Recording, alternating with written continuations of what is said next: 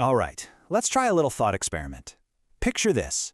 You're in the shower, the water's running, and somewhere between shampooing and rinsing, you find yourself launched into a full-blown argument in your head. Or hey, maybe you're driving to work and you've just delivered the most brilliant, witty, absolutely perfect comeback to something your boss said 3 weeks ago, and then a car horn blares and poof, it's gone. You're just back in traffic. If any of that sounds even a little familiar, you're in the right place. Because we're not just talking about your mind wandering for a second. We're going to dive deep into something psychologists call maladaptive daydreaming. And more importantly, we're going to talk about how to understand and even reclaim the incredibly rich and complex worlds that we can build inside our own minds. Yeah, this goes way, way beyond simple daydreaming. For a lot of people, it feels less like a passing thought and more like an actual, tangible place you can go. A place that sometimes feels more real, more vivid, and frankly, more compelling than the world right in front of you. So, what is actually happening in the brain when this happens? I mean, how is this even possible? Let's get into the nuts and bolts of it, the neurology, the how of it all. So, the official clinical term is maladaptive daydreaming. And if you look at the definition, it's all about immersive fantasy that starts to interfere with or even replace parts of your daily life. And listen, the key word here is not daydreaming. We all do that. The key word is interferes. It's when that inner world starts costing you something in the outer world. And you know, this isn't some new phenomenon. Back in 2002, a professor named Eli Sommer was the one who really put a name to it. He noticed that some of his patients were spending hours, literally most of their waking day, inside these incredibly detailed stories with characters and plots that they've been developing for years. His work was huge because it recognized this as a unique psychological experience. So let's get really clear on the difference. Healthy daydreaming, it's usually pretty quick. You zone out for a minute and then you snap back, feeling kind of refreshed, maybe with a cool new idea. But maladaptive daydreaming, that's a whole different beast. It's compulsive. It pulls you in, it's super immersive, and honestly, it can leave you feeling drained and disconnected just because of how much mental energy it takes. So how does our brain even do this? Well, it's thanks to a part of our brain called the default mode network. The best way to think of it is as your brain's own internal VR simulator. It's the part that lights up when you're not focused on something outside of yourself. It's what runs our memories, our plans for the future, and yep, it's the hardware that runs those shower arguments.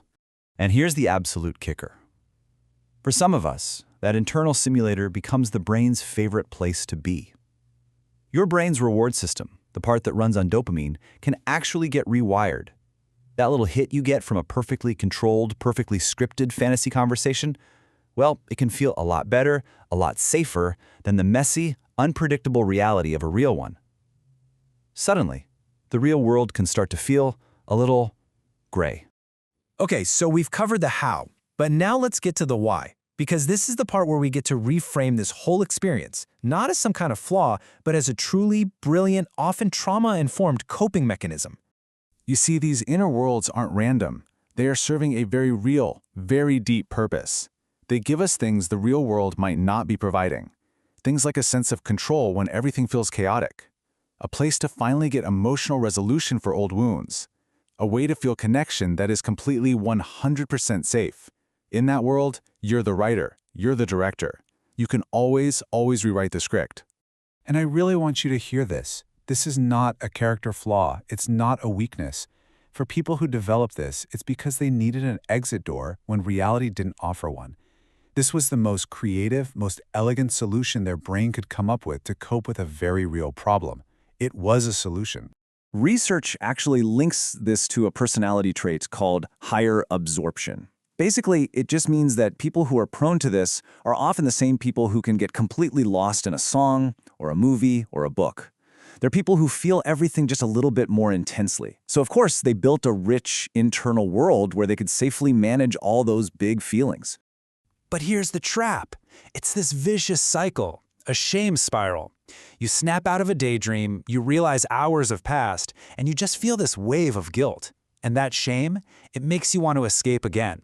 So you go back into the daydream, which deepens the habit, which then creates more shame. And around it goes. So what do? How do we move forward? Well, the goal isn't to destroy that inner world. Not at all. It's about building a bridge back to reality. And that starts with asking ourselves some really good questions. And let's be super clear about this. From a clinical perspective, trying to just stop this doesn't work. The goal is not to eliminate this incredible ability. Instead, the goal is to get really, really curious, to gently turn inward and ask, hey, what is this daydream actually doing for me? What emotional need is it meeting right now? Think of these as a starting point, like prompts for a conversation with yourself. What kind of connection are you playing out over and over in your mind? What old argument are you trying to finally win?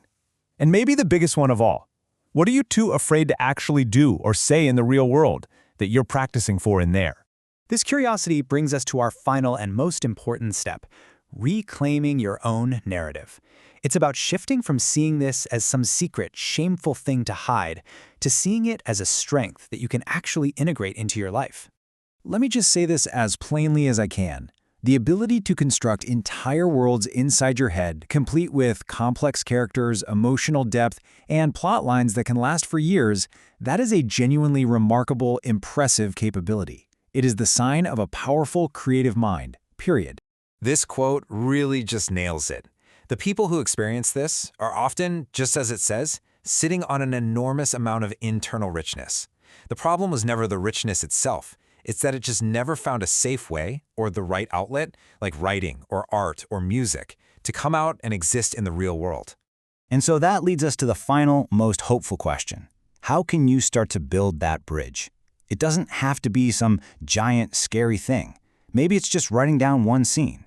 Maybe it's just telling one trusted person about one of your characters. It always starts with one small, brave step of making the invisible just a little bit visible. I want to leave you with this last thought. The tragedy in all of this isn't that people imagine so deeply. The tragedy is that somewhere along the line, they learned that all that incredible, beautiful depth was only safe if they kept it completely invisible. Maybe the whole journey forward is just about learning, slowly, how to finally let it be seen.